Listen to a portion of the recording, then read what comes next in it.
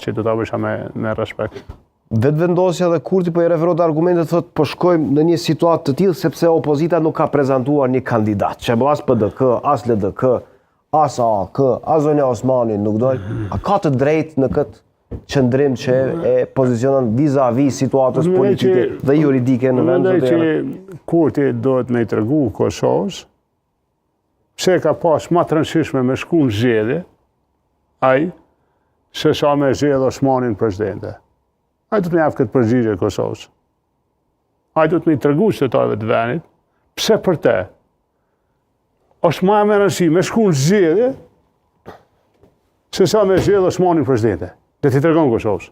Pse ai ka zgjedh me shku në zgjedhje e jo me bë Osmanin presidente. A keni ju ndonjë hamendësim lidhur me këtë dilemë? Nuk është te jam me dhënë shpjegimin. Jo juve si pozicion politik, e qartë, po është pyetje asaj që unë them që ai s'punon për Kosovën.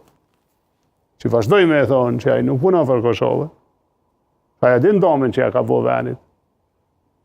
Ky nuk është vetëm dom se ata janë çoh. Është dom se nuk është zgjedh presidenti i Kosovës. Është dom se po shkojmë në zgjedhje. Është dom se o krijuni situatë re institucionale, kushtetuese etj.